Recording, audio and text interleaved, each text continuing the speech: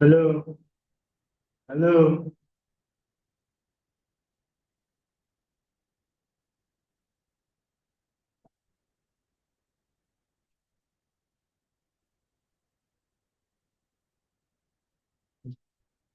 Um, This one looks very much. yeah,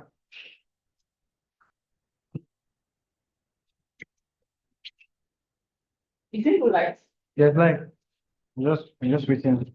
I want the place to be cold before people start coming in. how Because the AC is not too effective.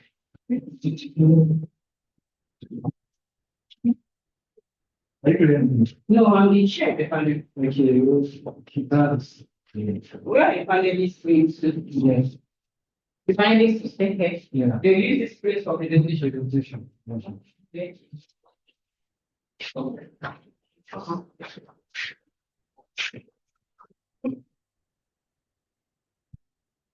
Since people can move, why don't you use For presentation. yes? Because of the camera. Because I'm looking at this background.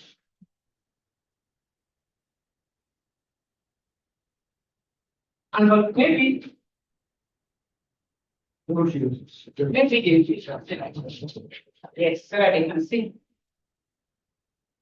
Yes. I think it's okay this way. Can you refocus the camera?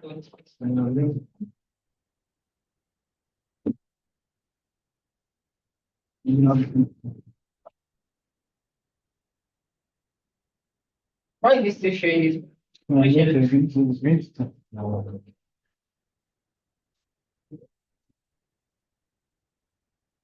I think okay, just tilt it towards me. No, towards me. Towards me.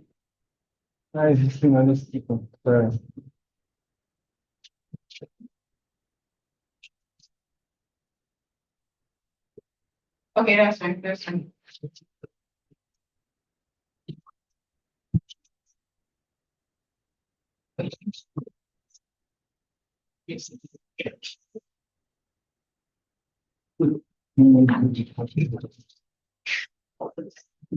And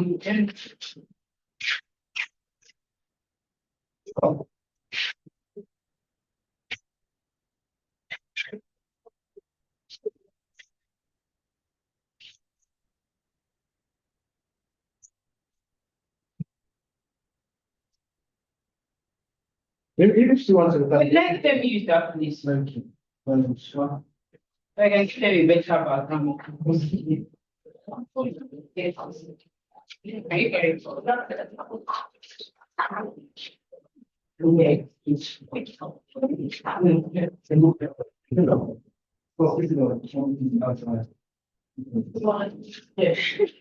Okay, good morning, good morning. All right, so let's start the session right now. Oh, you are presenting it. You, I'm the chair. Oh, yeah, so, okay. But you should make it.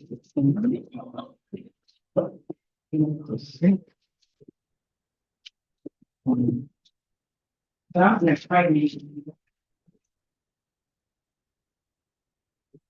Moving on.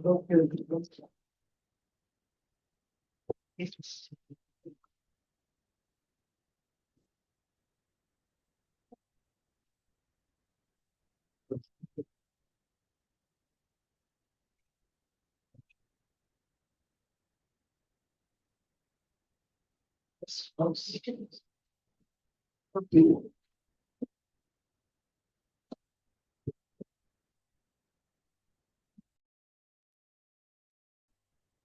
want to start from.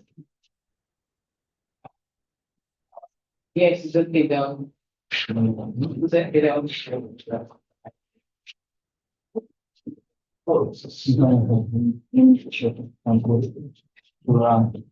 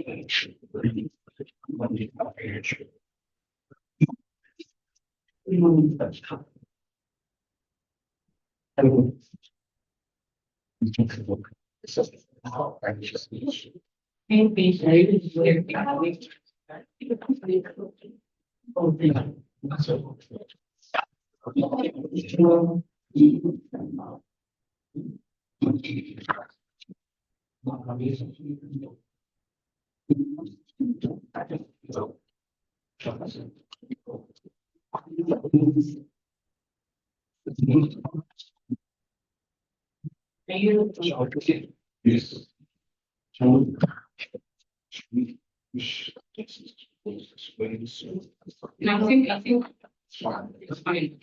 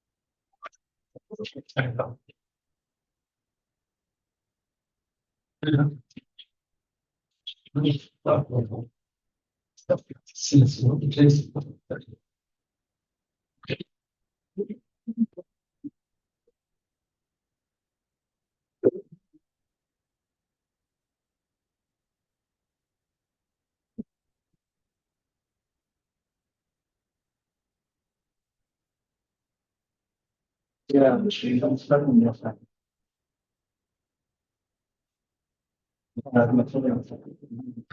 Yeah, what happened?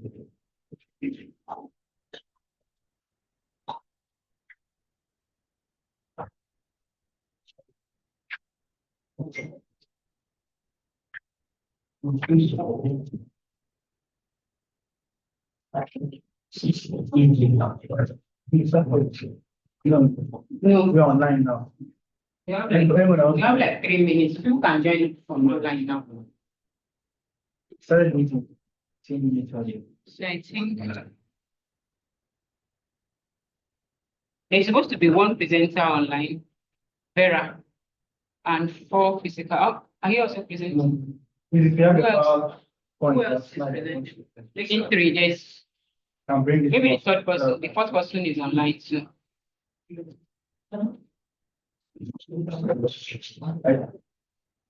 But there's this other man now, yeah, he has dropped his presentation. Okay, have you dropped yours? Okay, have you dropped yours?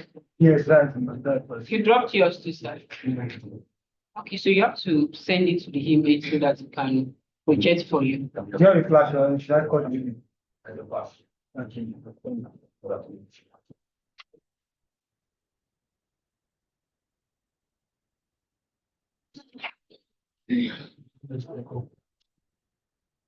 Okay.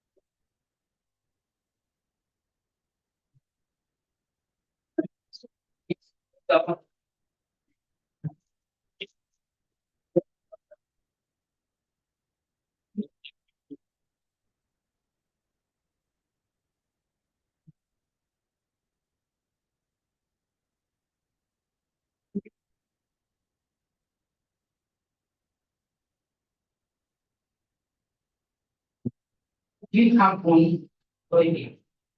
Don't worry, we'll make up this one.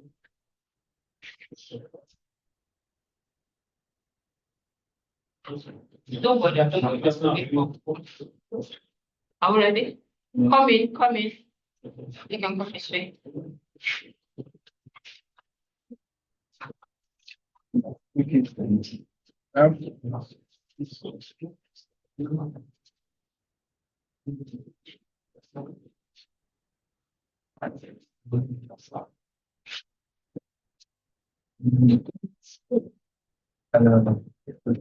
It is time, everybody. Are we ready?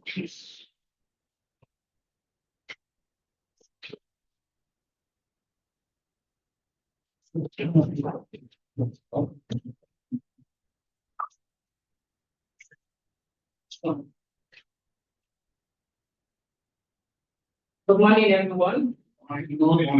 I especially welcome you to today's session.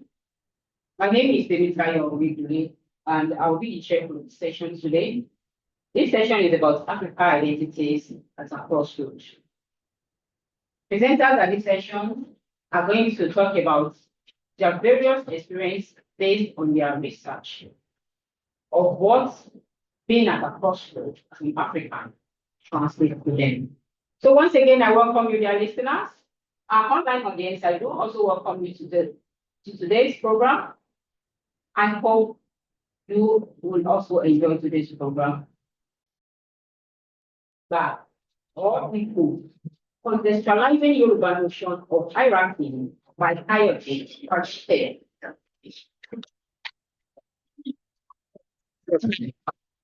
Kayode Batute is a faculty member at the Department of History and International Studies at Ipule Adjacent University with an Asian background in cultural history. His interest focuses on the history of mathematics. Please welcome Fajite Kayode. Please you may have your seat.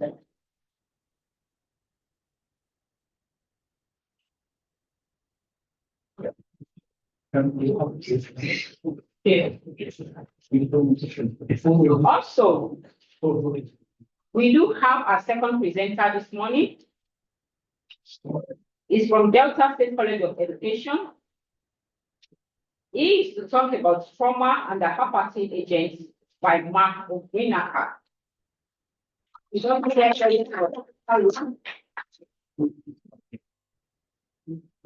This morning, our third presenter is Vera Simeon.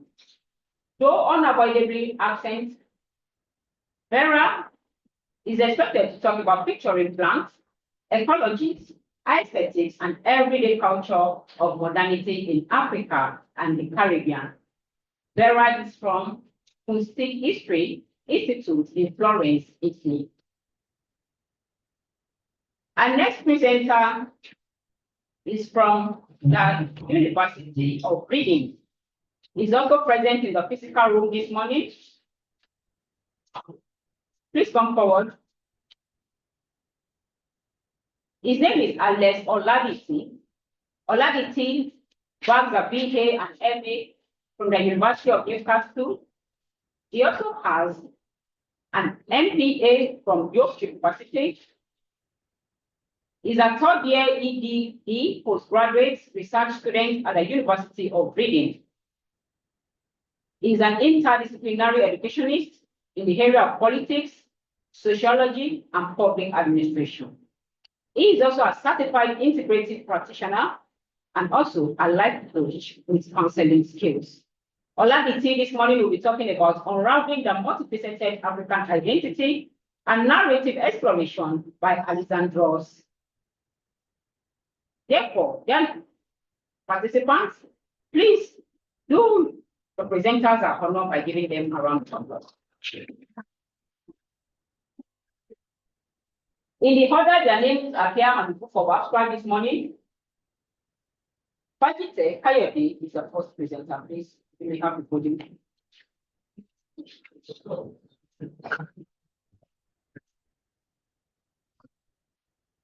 Thank you very much, Mr. Chairman. This work was inspired by an event that happened sometimes last year in the states where the former president of Nigeria addressed certain offers.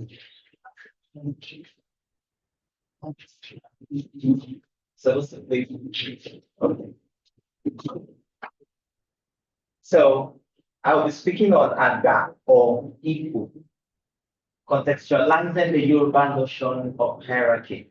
When we have the opportunity, to play the video that's the background.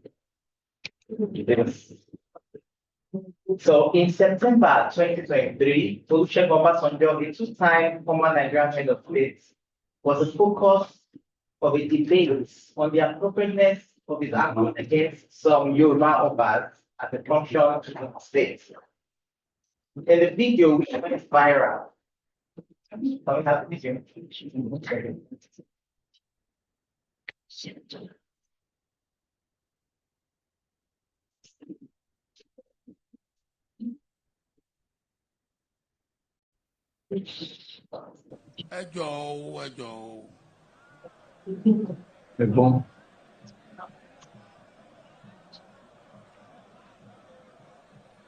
Ẹ̀yin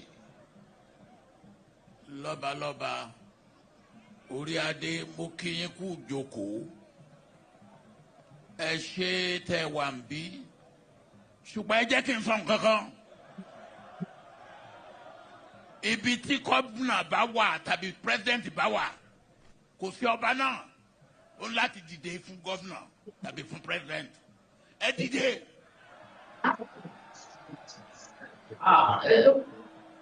Ẹ jókòó.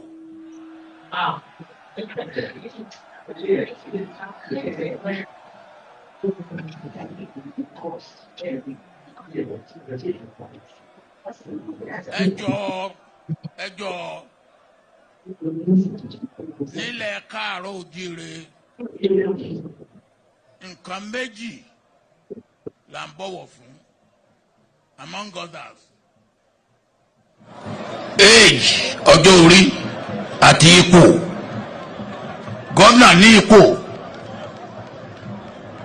tójú tí ẹ ní ọba lọ nígbà tó bá ṣe gómìnà tó bá ṣe gómìnà mọ́ even nígbà tí mo ṣe president mo ń dọ̀bálẹ̀ fọba ṣùgbọ́n tí n bá wọ yàrá ọba ó dọ̀bálẹ̀ fún mi.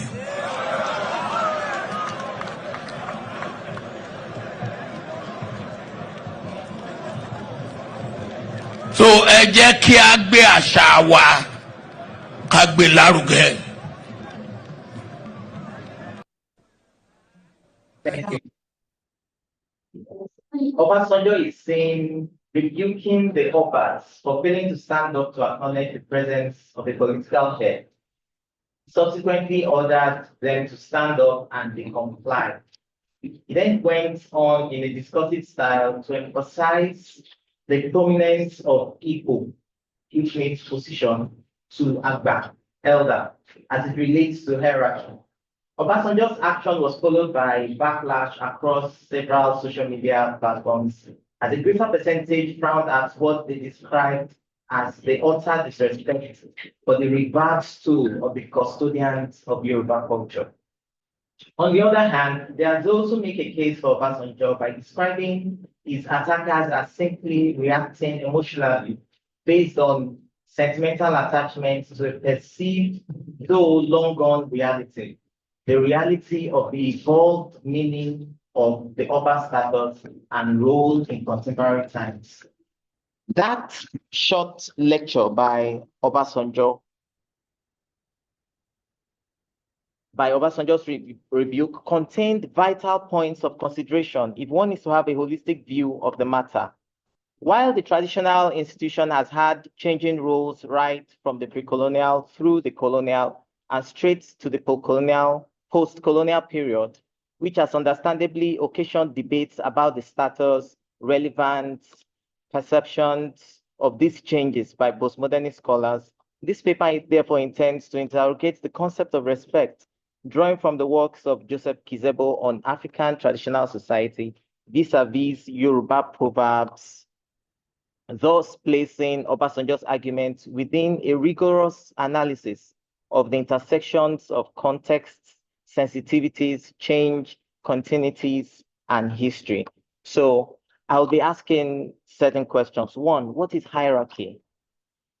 Agba and Igbo, how are they construed in Yoruba worldview? What are the points of intersection and divergence? Who are kings?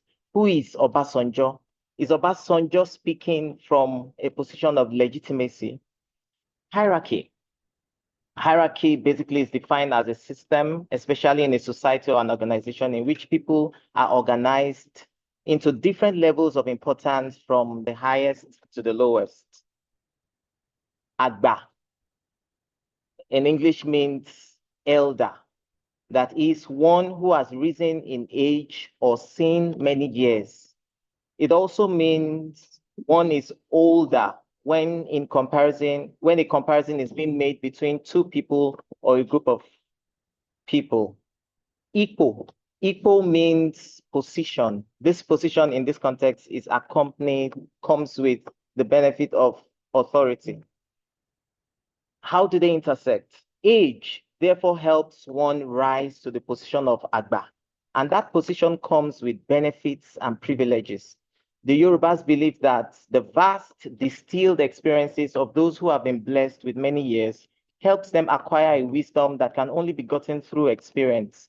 Therefore, the saying that what an elder sees while sitting down cannot be seen by a child, even if the child climbs a tree.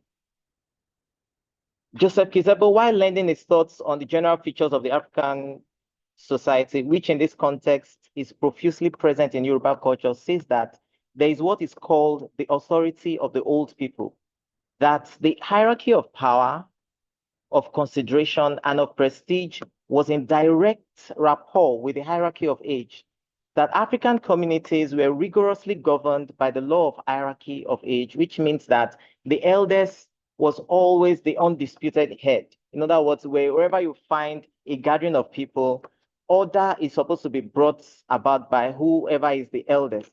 Elders were respected, and this respect transitioned to veneration when they passed on to join the committee of ancestors. Phrases like, "Don't talk to me like that, I am not your mate," reinforces the idea of the hierarchy of age. In Yoruba, you hear statements like, "Kí ló fi jù mí lọ, ṣebí ọjọ́ kan ni." In response, it says, "Kò ṣe fowó rà." In literal sense, it means, how much older is he or she than me? Is it not just a day? In response, it's a privilege that cannot be acquired with money. Because in the Yoruba worldview, money is not at the top of the priorities, and that whatever you cannot, money is like the second or the third. Whatever you cannot buy with money shows that it is invaluable, and that the respect you give to elders is not just because they are old, but because by virtue of having lived long, they are able to distill from that length of days so many experiences, and it is expected that it should translate to certain wisdom for them. So to reinforce that, there is this saying that "Àgbà kì í wà lọ́jà kí orí ọmọ tuntun wọ́," literally means the presence of an elder in the market would ensure a baby's wrongly placed head is placed right. This is meant to reinforce the idea that so much is expected of an elder in any space he or she finds themselves, given the fact that by virtue of their age and presence, leadership falls on them and they should act accordingly. Apart from rising to the position of an elder through age, thus wielding authority, Ipò, in the context of political position, could be attained by installation.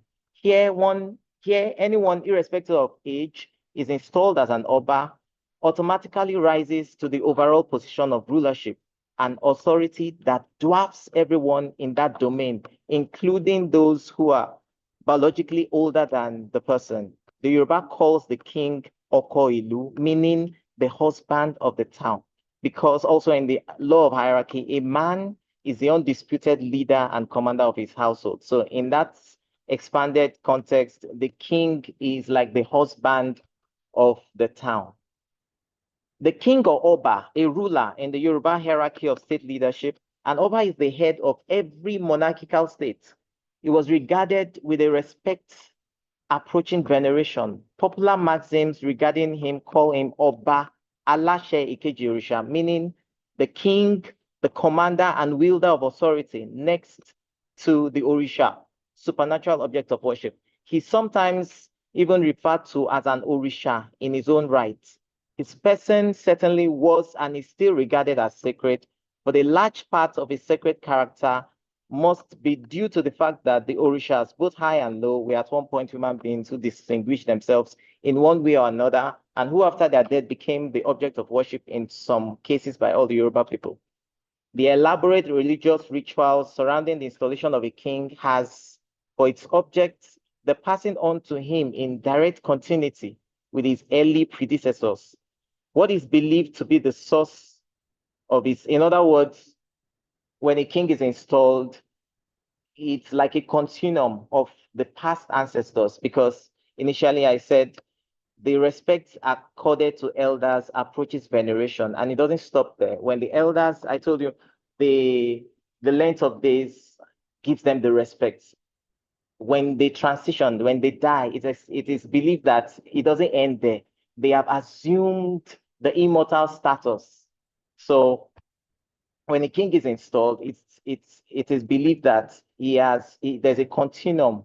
He has a direct link with the ancestors. So all these elaborate rituals that surround this installation gives him that aura of mystery, of majesty, and of fear in the minds of the people. For example, when the Portuguese first landed in Benin and asked of the legendary priester John, the Oba of Benin was said to have told him that he's not aware of that, but he knows of a Yoruba king whose subjects were scared of looking at his face. That shows to what extent the Obas were feared and revered. However, the establishment of the British protectorate over the various states of Yoruba land brought a significant change in the role of kings. They now answered to the colonial officers. Fadigbe, in his work, The Sociology of the Yoruba, however, pointed out that this change wasn't accompanied by any outward change in the system of government to which the people had been accustomed because of the indirect rule system of administration adopted by the British, who sought to effectively man the areas under their jurisdiction by having the kings answerable to them. So among few important changes were made, such as the prohibition of slavery, of human sacrifices, of trial by ordeal, of the judicial killing of witches, and of the killing of twins, which formerly prevailed in Ondo. At the point of colonial encounters, things began to change. We had so many Obas who were subdued. However, for administrative continuity, the colonial officers did not dismantle so much in the minds of the people so that the kings will still have control over them. They had the kings answerable to them, the people were answerable to the king. So they just wanted that situation to go on. And that situation is what has led in the minds and imagination of the people, despite the realities of colonialism, the realities of independence, the realities of the post-1960 creation of states and local governments, which all contributed to the change in status of the king on paper. There is this notion among the people that the king still hold such powers. And when, for example, a local government official who is the direct boss, the local government chairman, who is the direct boss of the king, hands over instructions to the king, or the governor hands over his staff of office, people recoil and feel that what has happened to the powers of the Orishas? What has happened? How come a king, and in recent times you have kings being kidnapped, killed, and also it's like, what's happening? The sensitivity to these attacks has made them, seek answers like, perhaps the kings are not truly immersed in the culture and what it takes, that many of them have embraced foreign religions. So many of them are trying to infuse Islam with traditional worship. You have a particular king who was a pastor and was installed. Some of them saying they cannot go through rituals and all that. Those are the explanations everyday people try to give for the seemingly reduced status. In recent times, you have the Toso, the former Emma of Kano was removed. He was placed back, and then this interplay between state power, traditional institutions seems back and forth. And despite that, certain people still hold the notion that it is a sacred institution. Now, given this background, I go back to the context of what happened at the event where Obasanjo spoke, that Agba and Iko. He said that in Yoruba cosmology, worldview, that Ipo supersedes all. And that given the fact that the current realities makes the kings in a lower position, as it were, constitutionally, to the governor or a former president, that they were supposed to remember how the Yorubas imagine Ipo and position. Because if a little boy or a 16-year-old or 20-year-old is made a king, you bow to him, you respect him, you obey him, you prostrate. So if the king understands this and knows that now in current contexts, there is a governor, there is a president, a commander-in-chief, he should let that guide how he conducts himself in the presence of the governor or the president. The man speaking, that's Obasanjo. When you look at the ages of, I didn't list them yet, the ages of most of the Obas there, I could recognize about 6. They are of the same age. He's in fact older than some of them. So when you talk about Agba, he's older than some of the Obas. He was a former military president.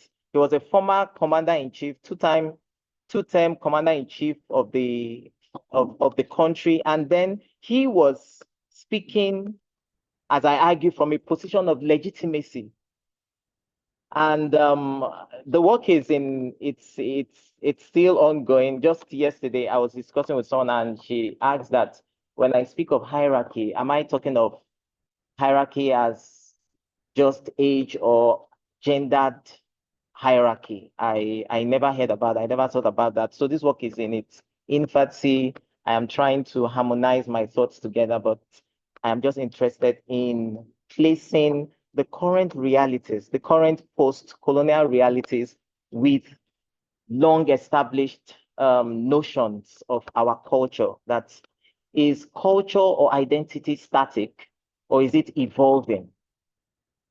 Some years back, I was in the Calabar Museum, and I saw a picture I can't remember the date. It was between 1875 and 1900. And in that picture, the colonial officer wore his regalia, and then he was flanked by the Obong of Calabar, who was clad in an animal lion's head and then barely covered his genitals. And the women and men were all bare-breasted, except covering their vital areas. And then that's less than 150 years ago. So when you go to that same area now and you see the elements of the culture, the dressing, the hats, the walking stick, and the insistence that this is our culture, we ask ourselves as historians, is this true? Yes, it is true. They have come to own such culture, but it is not a culture that was in 150 years ago. It has evolved. So I am interested in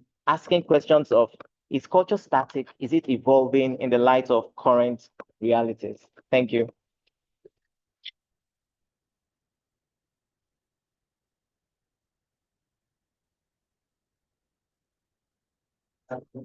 Once again, our hands together for Kayode Fajita. Thank you for that brilliant presentation. A summary so far of what Kayode Fajita is working on is to talk about one aspect which usually generates tension in the Yoruba context of Igbo or Agba. This tension mostly is between traditional cultural practices and modernization. Many Africans are navigating between preserving their cultural heritage and embracing globalized modernity. As regards political power, Igbo, over monarchical power, Agba. So, dear listeners, let's usher in the second presenter and let's hear from him.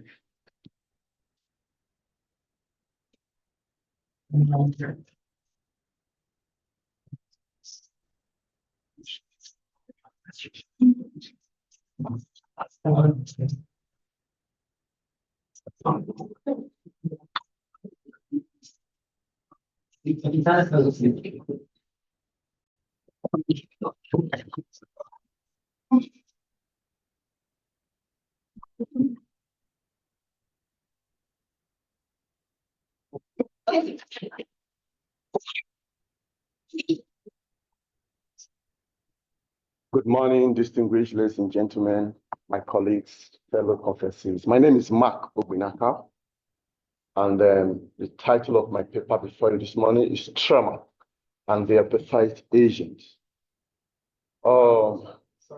Apartheid, trauma and the Apartheid Agent. I'll be taking you, ready to take a ride with me down to Msanzi, Southern Africa, South Africa. What gave birth to this research is a fallout from my thesis, but in my thesis, I looked at two protest poets, one from the Niger Delta area, Ogagai Fodo, and Dennis Brutus of South Africa. So what linked them was the issue of protest, South Africa with their apartheid protest, and the Niger Delta, the inequitable distribution of the mineral resources. So it's just, the link was just protest. But I am interested in trying to isolate both questions and look at them critically. I actually did my studies there for like 5 years. So I saw it's the kind of colonialism that occurred in South Africa is quite different from other parts of Nigeria as a colonial territory and all that. But they had settler colonialists who were ready to stay, and they are still staying. So it's a highly racial society where you see the Indian and they are South Africans. You see the Africans who are from Dutch, they are South Africans. You see the whites, they are South Africans. Then, of course, the blacks, the Xhosas, the Zulus, there are so many. Now, that's the abstract. I said I gave a little background. I said in this paper, I offer fresh insight into the notion of protest in literature through the selected works of Dennis Brutus of South Africa, who began protests against apartheid in the early 1950s to the mid 1990s. In this paper, the works of this poet are not only critically, but also in the light of the socio-political and historical conditions which engendered the period. His poetry has been able to deploy protests in fostering the political and social struggle in his time. In some of his poems, he recreates the traumatic sound of the sirens, which depict the brutality and the force deployed by security agents to disperse some of these violence and protests by the people during the era. The term siren is a recurrent word referring to an alarming sound. The sound of the sirens in these poems is like the theme tune of the apartheid years.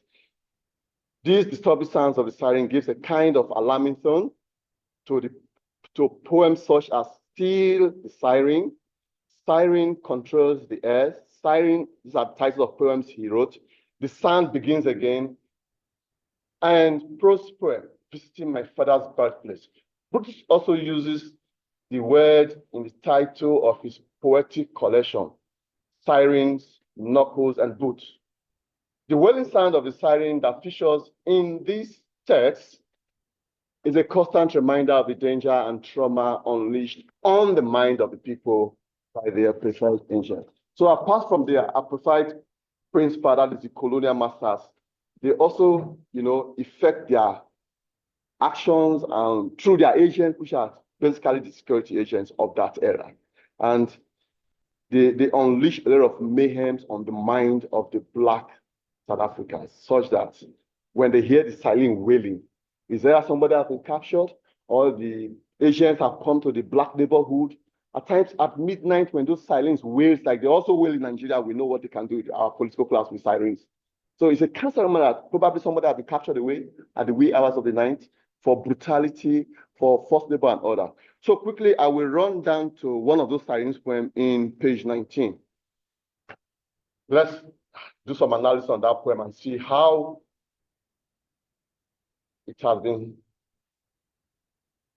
how the poet has been able to pull out, some of the traumatic aspects that they experienced in that time and era. Here we go. So, are you there, bro? Yes. Yeah. So I think on page 19 there's a paragraph that starts, in some of Bruce's poem, the term siren is a recurrent word referring to an alarming sound. The sound of the siren in this poem is like, I said that in the abstract, this disturbing sound of siren gives a kind of alarm tone in the poem, such as siren and that, control and all that. Then he also uses the word in the title of some of that. Now, in the opening of the poem, Still the Siren, the speaker experiences traumatic pains at the sound of the siren. Let's look at the first line. They say, still the siren stitches the night air with terror, pierces hearing membranes, which shrieks of pain and fear. The speaker consciousness of the torment from the siren is obvious in this line. He metaphorically compares the disturbing sounds that reoccur at intervals through the night by the apartheid agents of South Africa. He compared it with a sharp needle stitching and terrifying atmospheres of the night.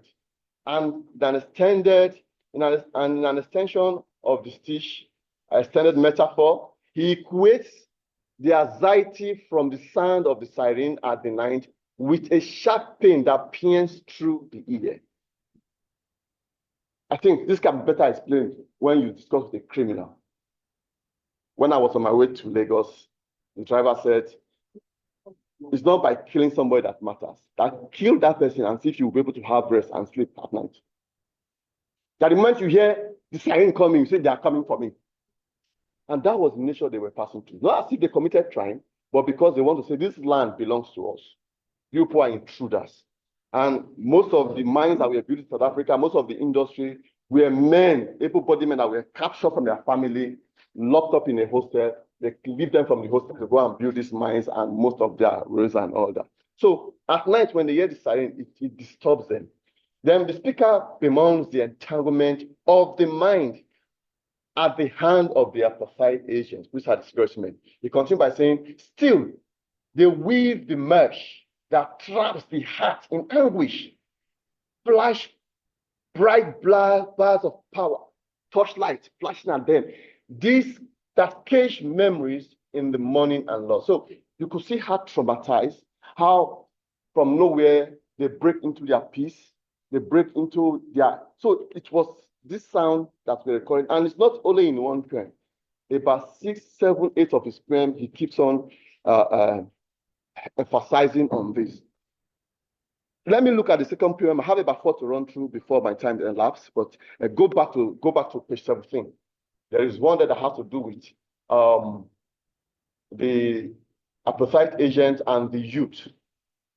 In South Africa, this one is titled Remembering June 16, 1976. We are still in the month of June, I guess. This till tomorrow, they still mark this day in memory. They call it Youth Day in South Africa. They still mark this day because of this incident. I want to read that to you. The struggle for the liberation of South Africa was by considered effort that recorded landmark protests. In the poem, Remembering June 16, 1976, Brutus deals with the Soweto uprising. As it is well known, in 1976, the high school students of Soweto took to the street to protest the use of Afrikaans. Afrikaans is a kind of racial group in South Africa, but I think basically they migrated from the Dutch part. So they are grounded, they have their own language, they are well developed, just like the Zulus and Xhosas and all that. So now, the use of Afrikaans instead of English language for teaching and learning in schools. The regime was entrenched in an educational policy that negates the learner's right.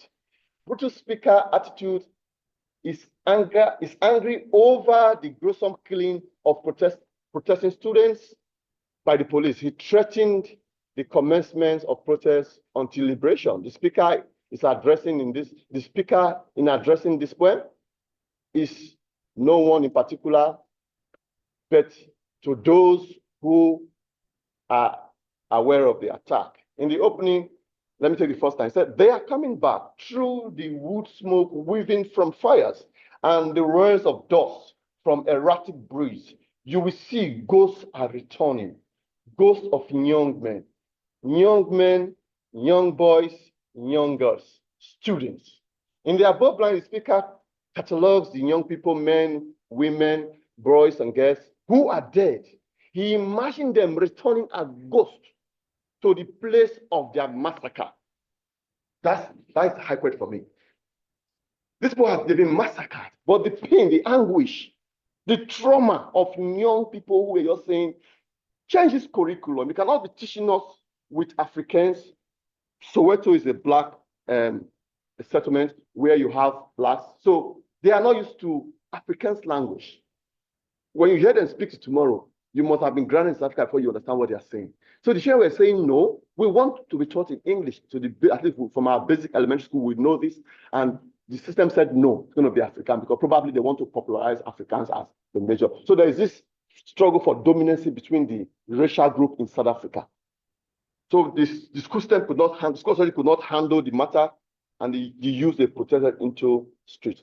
It was only about 3 weeks ago, I heard somebody in our national television that said, South Africa is the headquarters of protest in the world. You need to be there and see what protest is called about. If you think you've seen protest, you've not seen. Go to South Africa, you know what protest is all about. So the youth took to the street and they were massacred. So the poet is saying, he imagined them, that these people are dead. But he saw them coming in their ghosts, they were no more. What can be more traumatic? Children. Then he continued. He said, in the next sentence, the speaker encourages the same addressee to look closely at the returning protesters in their ghost form. He said, if you look closely, you will see many of them have torn flesh, have wounds bright with fresh blood. The speaker points to the agony inflicted on the returning ghost. In line 11 and 12, the speaker suggests that the addressee pay attention to the physical injury inflicted on the protester. He disclosed the motive behind the youth protest in the next standard. He said, and there is the blood, and there is blood in the sand of Soweto. I mean, in page 18. The ghosts are coming back, past backing police dogs, through sniffing veils of smoke. Those who oppose oppression are coming back, demanding dignity, challenging injustice. They return to join a new generation. They chant, resume the fight, resume the fight. So even at their ghost state, those guys were still protesting. And when I look through this line and build imageries around this poetry, I see the pains of these dead people rising up as ghosts and say, we must still push on. But at their ghost stage, they had some sense of emancipation. They were free now. They could pass through police dogs. They could pass through the tigers of smoke, cloud of smokes. They were no longer in pains and anymore. Then quickly to page 15, let's look at Shaville. Shaville is another very traumatic one that, oh, guys, when I read through this poem at times, I feel like crying. This also happened in another black settlement again, titled Shaville. You can find that from beginning of page 15. Page 15. The speaker exposed, let me start from up there, Brutus' determination in the struggle. Have you seen that paragraph? For the emancipation of the masses is central to the poetry he wrote during the apartheid era. For instance, his poem Shaville is in memory of the brutal killing of several black South Africans by the police in the black township of Shaville in 1960. The poem addresses the state over the brutal killing, why the citizens are the addressee. The speaker exposed the gruesome attack on innocent, unarmed citizens in the following stanza. He said, what is important about Shaville is not that 70 died, nor even that they were shot in the back, retreating unarmed, defenseless, and certainly not the heavy caliber slugs, that's a kind of machine gun, that tore through a mother's back and ripped through the child in her hands, killing it. So in this one, it's just the reverse of the young ones. They went to protest in the police station and they said they wanted to disperse them. They didn't refuse to move and they fired them. Then what stood out for me was where the poet analyzed that. Let me go to the analysis quickly. He said,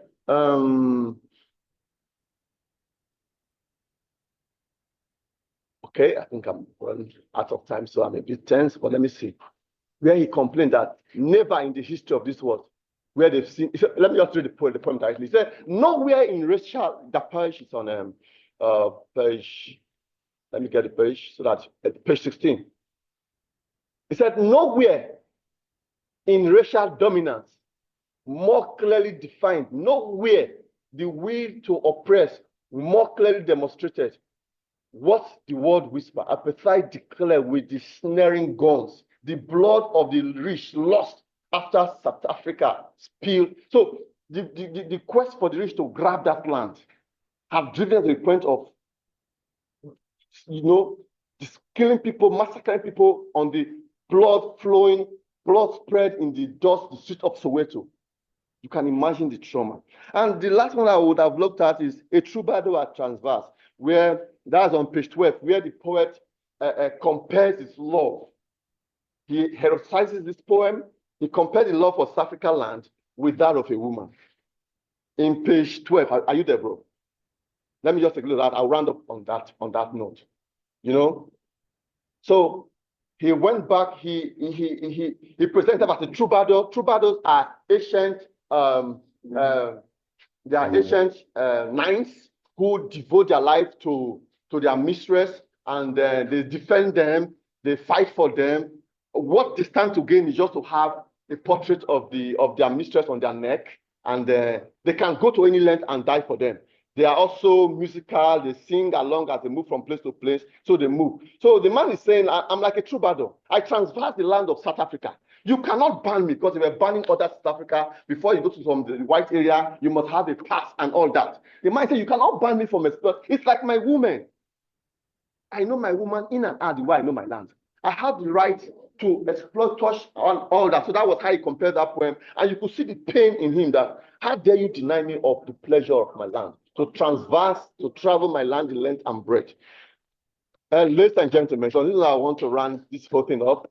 So in the other text, I also compare what Ogegai was doing in Niger Delta. Thank you so much, and God bless you guys. No, it's fine. Thank you. Thank you, Mark Ogbunaka, for that brilliant presentation. It is a refreshing and an exciting afternoon, particularly at this seminar room of the LSA 2024. Ogbunaka's paper focused on the examination of the poetry work of Brutus. The paper examined the work of Brutus. Brutus is a poet as regards socio-political and historical conditions, focusing on the torment from siren. Once again, let's put our hands together for Ogbunaka. Our next presenter is eagerly awaited. Please come on to the podium.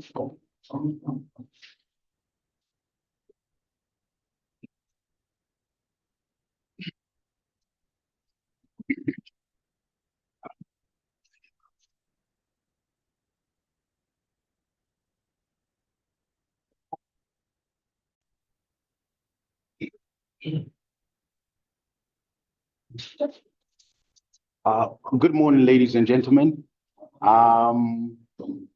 I'm ever so delighted to be at the conference, being in Nigeria as well. It's my first time in 40 years to come to Nigeria. So this is a big thing for me. And I'm not taking it lightly at all. And I'm ever so happy to be at this conference. I'm enjoying Nigeria. I've enjoyed Nigeria. And a big thank you to the Lagos Studies Association and all the organizers for putting together such wonderful conference.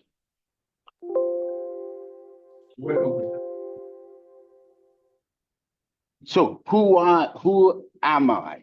I'm just going to introduce myself in terms of my name. My name is Alexandros Antonios Oladiti. I repeat, my name is Alexandros Antonios Oladiti. And I repeated my name twice because it tells a story which chimes with the title of my presentation. In terms of the title of the presentation, the title is Unraveling the Multifaceted African Identity, a Narrative Exploration. And it's important to consider the aims and objectives of this paper presentation, which is still in its embryonic stage. So the first question is, can African identity be fixed within a singular definition? The second question to consider is the multidimensional nature of what it is to be an African, a diaspora perspective. And the third question to consider is perhaps it's important for us to start looking at what it is to be a new African or a new Nigerian based on this idea of globalization and migration. So in starting my presentation, it's important to go through a bit of a definitional exercise for two foundational concepts, the concept of culture and the concept of identity. If we look at culture, a textbook definition is there on the board, but culture points to the totality of a people's experience. We are talking about their way of life. So when we're talking about culture, we are looking at the totality, the way of life of a people, which includes language. And what I'm finding, I have to say, is language is quite important to me because language is a key component of culture. And I'm finding, as a Nigerian, that our languages are no longer spoken by our children who are brought up in the diaspora. So this is a problem that we must consider. The second foundational concept in this paper is identity. And identity points to a sense of self. And it's important to distinguish between personal identity and social identity. Personal identity is how I see myself, whereas social identity points to how I'm perceived by others. It's also very important to consider the relationship between these two types or two foundational concepts in terms of culture and identity. There's a relationship between them. Culture is the framework which allows me to develop in terms of my personal and social identity. Identity allows me to shape myself and the view of myself and how I am perceived by others. Now, having gone through this foundational definitional exercise, it's important to consider a few key parts of this work that I'm trying to do. So globalization comes into play, and there's a definition there on your screen. But I won't read out the definition. I'll just give you a summary of this definition, which points to globalization being a process of interconnectedness that happens at a political, it happens at a technological, social, and economic perspective. So for example, if we think about globalization in a political dimension, you can think about the EU as political globalization. You can think about the fact that the world is becoming a global village, and people in the EU, for example, have freedom of movement, goods and services. You have something similar in Africa, which hasn't matured as much in the form of the AU as well. So globalization is one of the key parts of this work that I'm trying to consider. The second issue is migration. And migration is very important, especially in the Nigerian context. You can think about migration since the 60s up to even now. And now it's more pronounced and it's noted as the Japa syndrome. I was talking to my father just a few days ago, and I said, Dad, when did you first leave Nigeria? And he said to me, I left around about 1975 or 1978. And in those days, the idea is that you get educated and you come back with those skills to the country and take positions of leadership. However, over those years, my father, I find in his journeys and the stories that he tells me, he went to Poland, the American University in Poland, he can speak Polish, and then moved to the American University in Athens, Greece, where I was born. So this journey also, I've got Lady Liberty there, the Statue of Liberty in New York altogether. And this whole idea is a search of a dream when people were leaving. And I made a point or alluded to this new Japa syndrome now. So migration is at the heart of this Japa syndrome. And it's happened for different reasons at different times. So it's very important to be clear about that.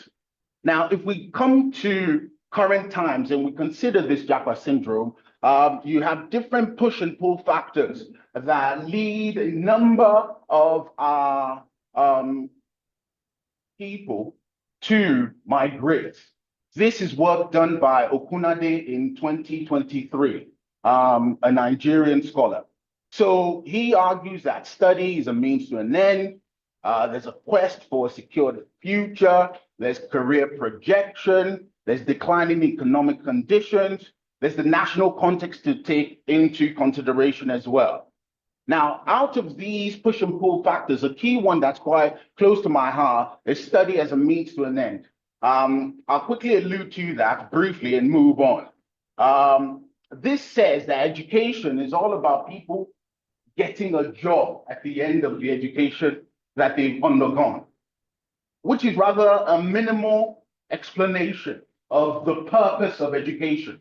As Amartya Sen says, education is all about flourishing as an individual And once you flourish as an individual, you become a leader within your context. So it's a win-win situation for the individual and for the society. So getting work is a byproduct of that process. So we shouldn't just think of education as, oh, I need to get a job at the end of it. But that's for another paper altogether. Now, in terms of my theoretical framework, in terms of this work that I'm looking at, I'm considering postmodernism. Postmodernism is all about choice, change, diversity, and globalization. And at the heart of this is the individual being able to make their own choices and construe their own identity, taking what is known as a DIY approach or a pick and mix approach altogether.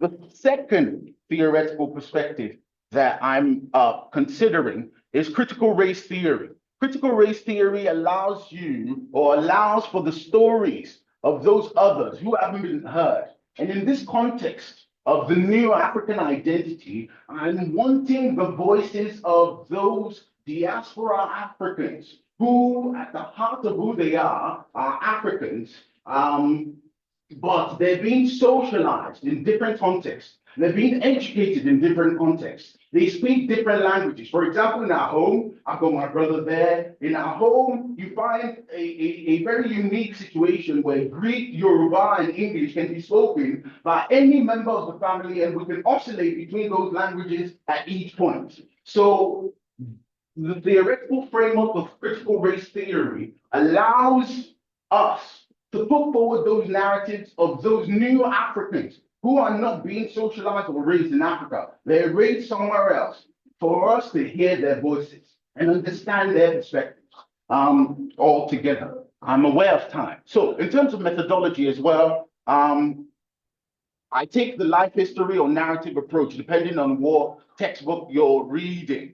A criticism of this approach is that it's very subjective, it's not weighted in evidence. But the evidence is the story and the meaning of the story to that particular individual.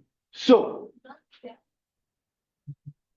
now, in terms of these hybrid identities that come to the fore, Mr. Sunak, the Prime Minister of the UK, is a great example of this type of hybrid identity. Mr. Sunak is an Asian, of Asian origin.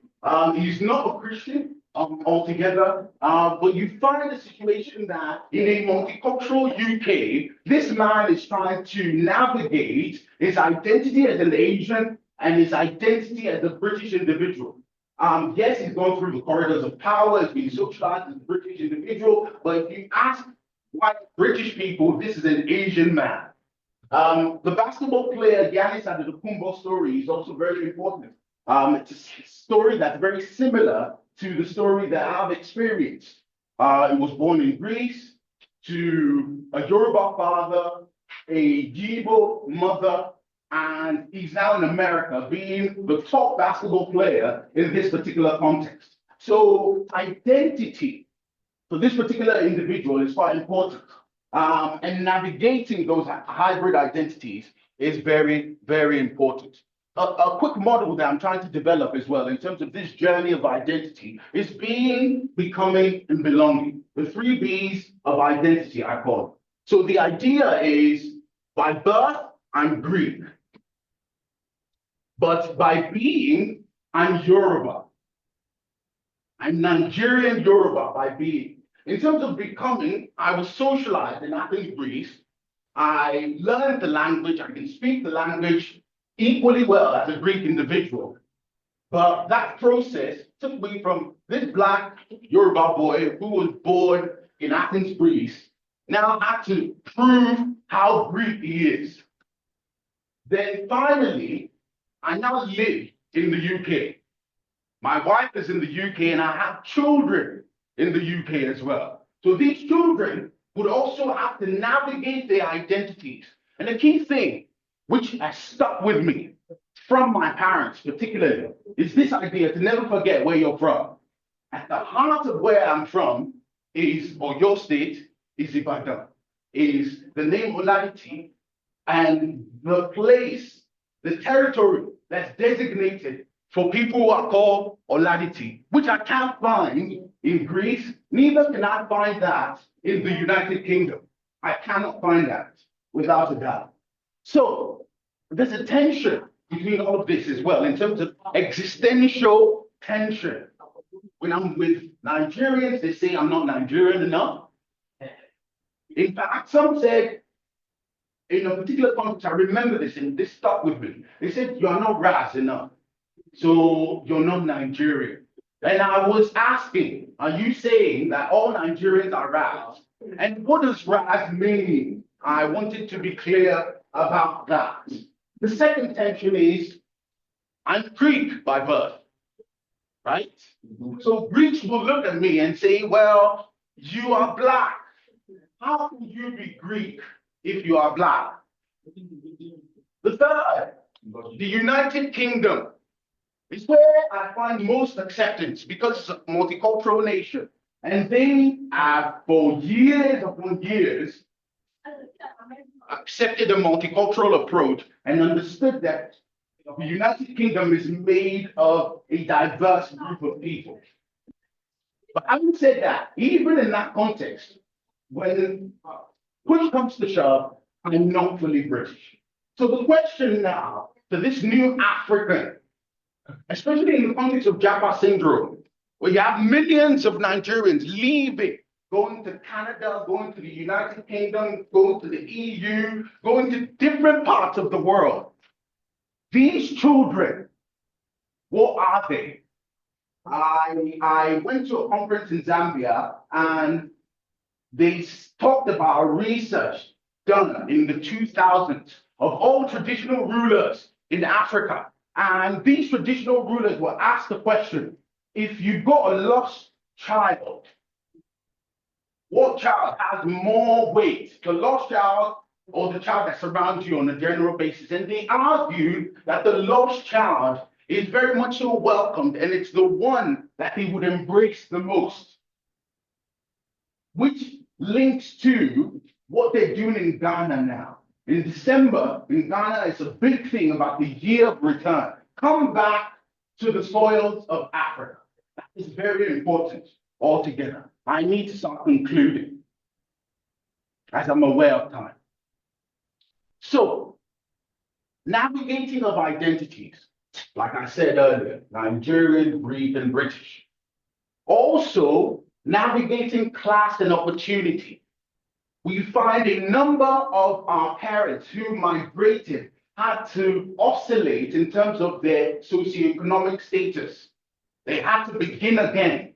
Although they would have been doctors, although they would have been lawyers, although they would have had all these professional occupations, they had to start again in terms of finding their feet in these new environments. So in terms of their class, they would have oscillated as well. So hybrid blend is very important. This hybrid blend and this hybrid identity is very, very key. And as an individual, I'm shaped by all those influences. So I'll stop here. I want to give you further considerations, the final part. Immanuel Kant talks about cosmopolitanism, which points to the spread of Western ideas. Perhaps now, by virtue of globalization, we should be talking about Afropolitanism. You have all these Africans putting forward the African culture in those different worlds, in those different contexts. It's important for us to gain more research into these narrative lived experiences of these Africans. And then for the English enthusiasts in the room, you will note that I'm not saying African American, I'm saying American African. So the adjective is the American. The noun is who I am, which is the African. Thank you very much. Thank you.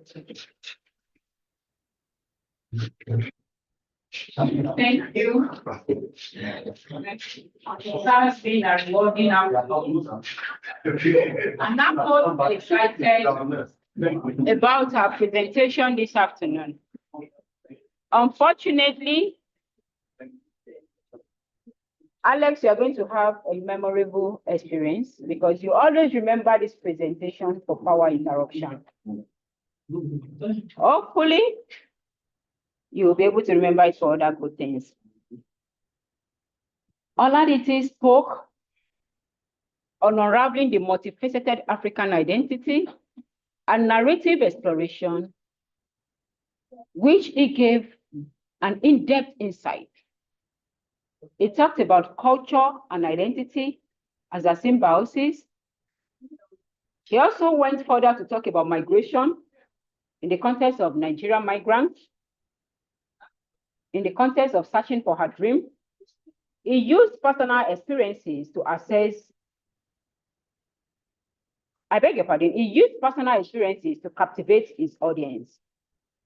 He also talked about the Japa syndrome, its mitigating factors, its moderating factors, and as well as the advantages and disadvantages that surround Japa syndrome. He went further to give an illustration of his 3B model, which he calls the 3B's identity model. The being, becoming, and remind me of the third, belonging. Thank you. He discussed its limitations and its relevancies. So once again, let's put our hands together for Oladiti. So far, so good, dear listeners. It has been a beautiful and an exciting experience having you presenters with us. Now it is the Q&A time. I know each and every one of us is bubbling to ask 1 or 2 questions. So can we take numbers? 1, 2, 3, 4, 5, 6. Okay. Am I sure I'm being gender biased? I'm not being gender biased. How many female do we have? Anyway, thank you. So let's have the first question. Who's that? No.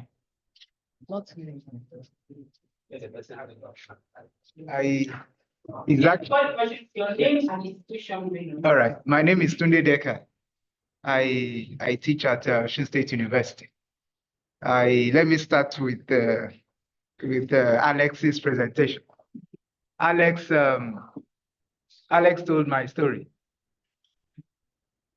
My mother's sisters were Togolese.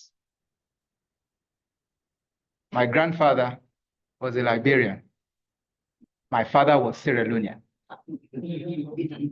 My mother lived in Ghana for many years with Hubert Ogunde as a stage performer.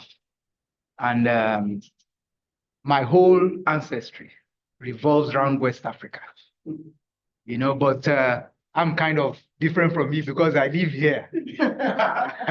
Again, I work in a state university that is not my home. So there's a limit to which I can rise to, and politically. Yeah. And so, honestly, it's a fantastic one, the fantastic presentation, and I will only make comments. I don't have questions, and so I like your critical race theory and hybrid identities conception. I think the life course approach is fantastic, honestly, because I think it merges with phenomenology. Yes. And in phenomenology, whether you are subjective or not, it doesn't matter. In phenomenology, if you lie, that is the true nature of the research results, because the lie itself is research results. Because the way I see the world is typically mine. And that is an approach that I think is really nice. Those are the comments I want to make. For the presentation on trauma and apartheid agents, I think you can, if it's possible, to rephrase the title as Trauma, Apartheid, and the Texture of Local Humanity in South Africa. Okay. Maybe, who knows, or you can then think about it. You know, Texture so of what? texture, I mean, trauma, apartheid, and the texture of local humanity. Of Local humanity, local humanity. in quote, yes. You now have to maybe define what you mean by local humanity as multiracial and what have you. That in South Africa. All right. Yeah, you can configure that. And I think that paper will be good for African Historical Review. Yes, try Taylor and Francis. African Historical Review. It will be very good for that. And then the last presentation is, first of all, I think you send the article to the Nordic Journal of African Studies. Nordic, Nordic. They will publish it. African Historical Review is Taylor and Francis. It's published by Taylor and Francis. It's published by UNISA Press and Taylor and Francis together. And so the Nordic Journal of African History will take that paper because it will be a kind of rejoinder, a continuation of Funke Adeboye's article in that journal. Her article is Egbe Agba Otan in Yoruba land. There's elders still exist. You need to read that article too. And then you might also need to, for me, I'm thinking that is it possible to trace the feelings of traditional rulers concerning the authority, the grading of the authority? I don't know whether maybe some chiefs, how do they really feel? I'm not sure I've come across an article that talks about how these traditional rulers themselves feel about the fact that they have to take staff of authority from, how do they really feel? What is their own perception on that? And then you might need to, I'm thinking you might need to distinguish between authority and hierarchy. Are they compatible? You know, do we need to distinguish them really clearly? Those are the things I have. And yeah, those are the comments I have. Thank you. Thank you, Alex. So the second question is, Okay, good morning, everybody. I am Dr. Alex Owumere from University of Agric and Environmental Sciences in Mago. I specialize in African studies, literature in particular. I wish to appreciate first and foremost the speakers, the presenters. You have actually done your bit towards adding to the body of knowledge. I appreciate particularly my namesake, Alexandros. Maybe after now we share not only identities but also contacts. And I'm quite impressed by your presentation. I have observations and questions to make for the other two.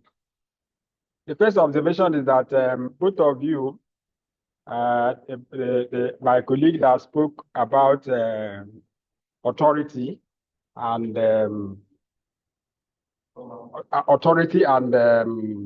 power, and the person that spoke on trauma. The observation is that, well, you said both of you said the works are evolving, but you need to borrow a leaf from what Alexandras has done. Every quality work ought to be categorized under objectives. I didn't see them in your works. Actually the objective you want to achieve. And I did also see your research questions. You didn't talk at all about theoretical framework, because there is little or no work that will be adequate without basis foundation for research and analysis. So you need to look at all those areas to add to your work. And I think presentations like this are supposed to be done on PowerPoint, not just like my colleague and friend did in that of South Africa. And you just gave us the whole of the work and they want us to be reading through them. It's not actually what we expected here. It's supposed to be on PowerPoint where you briefly make points and analyze them as you wish. And maybe when you want to publish your work, you can give the details. My friend and colleague that wrote on Yoruba authority and power, I am worried because in Nigeria, in Africa, in West Africa, politics pretends traditional authorities. Maybe as a function of colonization. Unfortunately, for instance, the governors, the president give staff of office, and one who gives you a staff of authority superintends you because he has given you the authority. I'll give you an example. We are chief, I'm a chief in my community. We crown the king. While we crown the king, we notify him that we are making you. And so you need to also respect, listen to us who are making you. You don't begin to exist in isolation. You don't exist in isolation. And if you want to exist in isolation, we'll suspend your crowning. You remain as you are. And so that integrality between them must be exclusively made and must be understood too. Kings don't make themselves. Of course, you made mention of the fact that a young man can be enthroned to be a king, and every other person will be under him, agreed. But that does not make him disrespectful of the elders in terms of age. Yes, he's not a king that can do what? Can his students possibly adjudicate traditionally? Okay.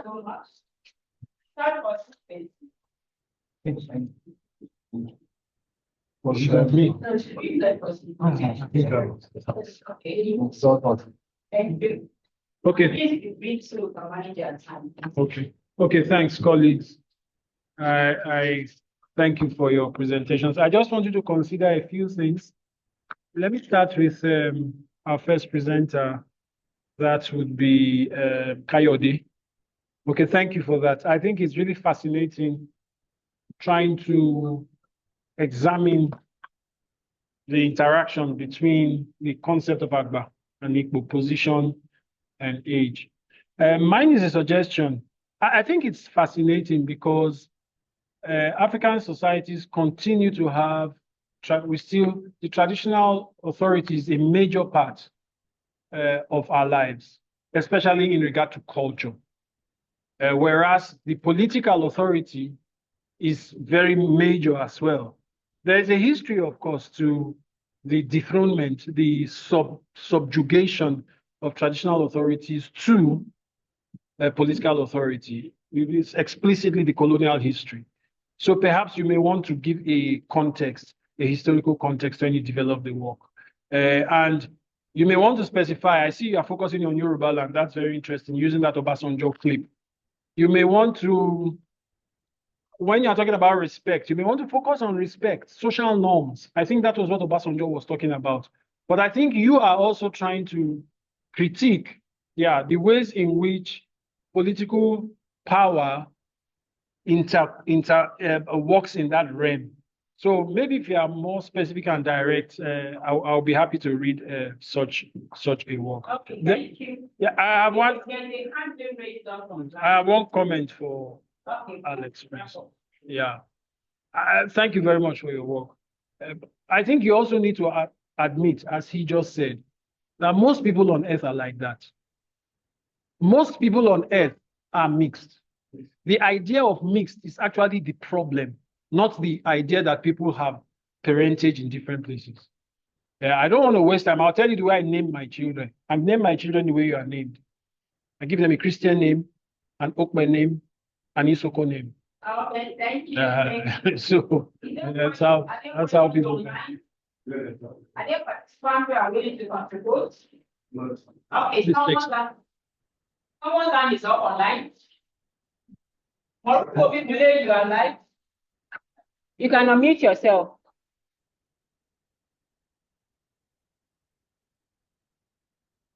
Marufu, you can unmute yourself. Thank you. Hello, everybody. Good afternoon. Yeah, good afternoon. Well, it's still afternoon. Well, it's still morning here. Oh, it's sorry, still it's still morning, yes. Yeah. Well, my own is just a very brief observation and a way of assisting the discourse of the first presenter on Agba or Ipo, I noticed that he was trying to make us defer, or maybe himself differs to the position taken by the former president, Chief Olusegun Obasanjo. I just want to caution, I'm sorry, I have a little code there. So I just want to caution the presenter that in the course of developing this discourse further, he has to take into consideration the factor of mentality that drives the position that some of our leaders, push. Well, what do I mean by that? Some of them are highly influenced by colonial mentality. And don't forget that though many people are highly influenced by colonial mentality, we also have the colonial mentality now. So which one can we say is actually driving, the position of Obasanjo is trying to push? Is it the colonial one or the colonial one? Or Obasanjo is neither here nor there? And one other thing that you also have to take into consideration when you are trying to factor in positions like that of Obasanjo is the political undertone, all right, in position pushed by people like that. All right, when they take a position, you may not be able to see the objectivity, in fact, it may totally be lacking in objectivity. So you have to first suspect suspicion, in terms of a political undertone that may be driving it. Now, finally on that, I also want to point to the fact that the presenter will need to understand what the whole idea of Yoruba cosmology. How is it constructed? How is it understood by the people? And when he also talks about authority that our kings now lack today, and the belief that sort of they don't have today used to be part of the position and the authority they wielded in the past. You should remember that society has changed, and that what we call the hermetic universe of those days is no longer obtainable again. So okay, thank you so much. Reconfigure so many things. So I don't want to say much about but finally, let me just say this, that on trauma and apartheid, I think the presenter will have to try to first of all attend to his topic. That title seems too broad, trauma and apartheid agents. What is it about? The whole idea of trauma is such a very extensive subject. So I wish them best of luck. Don't let me take your time, take your time more than that. Thank you so much, everybody, for listening. Thank you so much. Thank you for your contribution. Right. And thank you for spending your time with us. The fourth question. Okay, the fourth question. Thank you. Okay. Thank you, sir, for your wonderful presentations. And when you began to talk about the history of South Africa as expressed in the poems and all that, I remember the movie I watched back in the day, Sarafina. So, and I was also a literature student. We had to study texts, literatures and all, and somehow you need a trained mind to be able to understand some of those literatures, those poems. When we read the poems, we go back to a discussion on the poem by perhaps the author or perhaps another author to fully understand what the poems come with so much encapsulated meanings.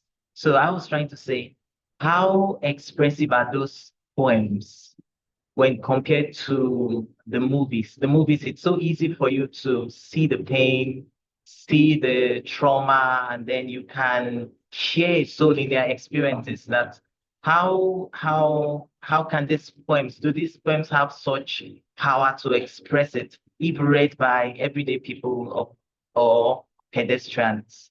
So that's the question. I'm out of curiosity. Okay. Okay. Thank you. Hope you get the question. Okay. Thank you very much to everyone.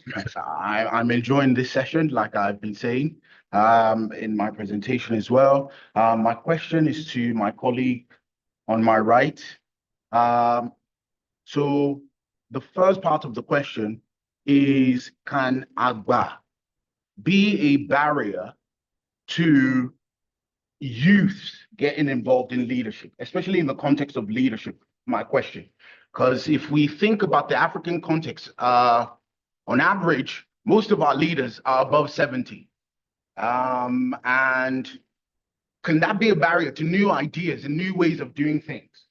If you've been in power for X amount of years, and the tradition, the cosmology, the ways of doing things is that perhaps a young person may not have the experience or the gravitas to take up that position. It must be given to a person who is of older age. So that's one. And then the second question is about, is there a relationship, especially in the Nigerian context, with Agba and Ipo? Thank you. Okay, I think that is duly noted. We'll give each presenter a minute and 30 seconds to respond. You're the sixth person. Are you the fifth person?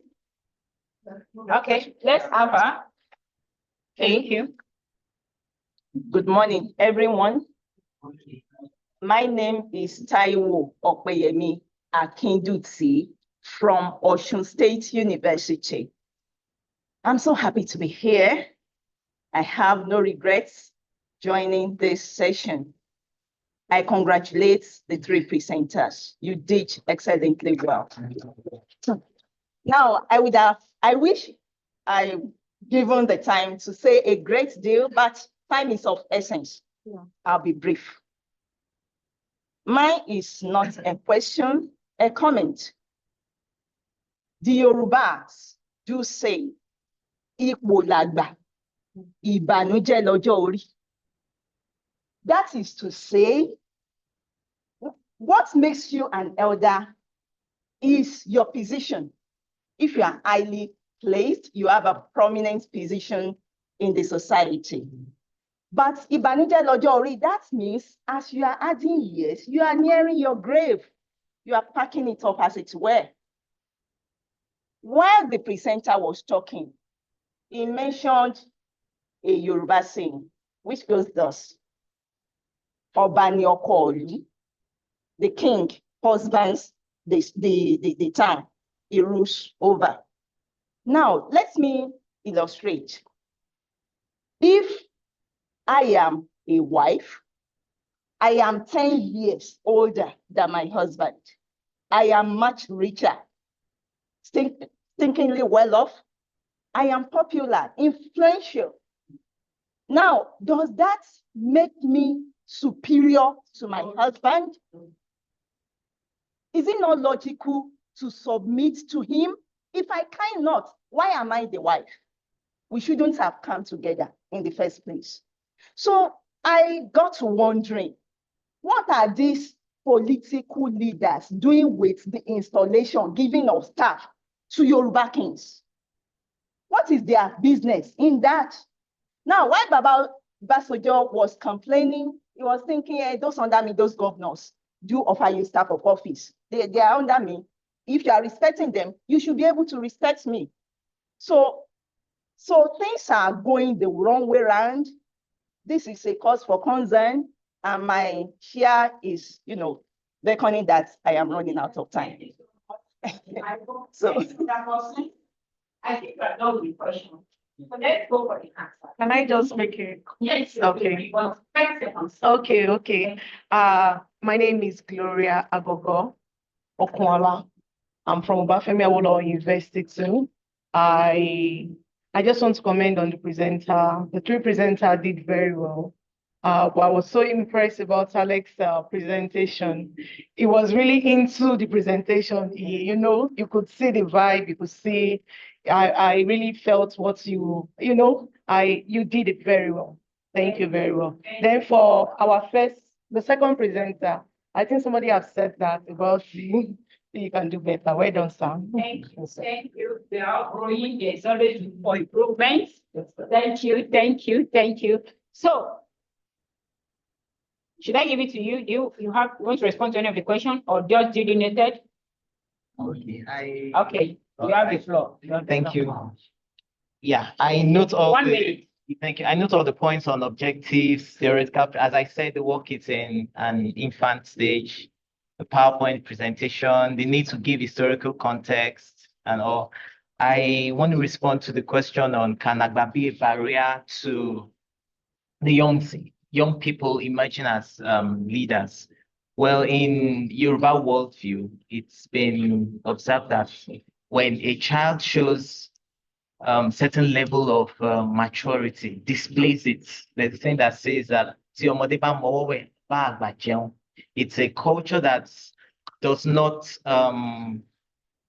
throw away skill, brilliance when expressed by anybody, however young. So they only need to see it being expressed before it can be given, before such opportunity of leadership can be given. That's the way I understand. Thank you. You wish to respond? I just want to say, in terms of my work, I'm trying to develop it even more as I'm going with this. And I welcome all the comments, and I would like to get contacts of people in the room for me to develop this work even more. So thank you very much. Definitely. Oh, well, for me, I just want to thank all those who commented and made observations. They are quite germane and important to me in my research. More especially, people already give me hints on how to publish and all that, which is the icing of the cake for me. Then to respond to your question, which is more up, a movie and the poems. Well, for movies, you know, there are things you capture, you see, you can easily interpret and draw meaning because there are gesticulations, there are physical movement and all that. But for us as scholars, we also can interpret some of these poems and draw meanings, imageries, allusions, and all that. For example, I was in a discussion and I told some of the South Africans that because there is this violence between the males and the females in South Africa, to the point that boyfriends can literally push out their girlfriend, pack them indoors, and throw them away. So some of the poems, I said I could imagine where it's coming from. Where males are captured and locked in a hostel. Maybe they get to see their family once in 2 months.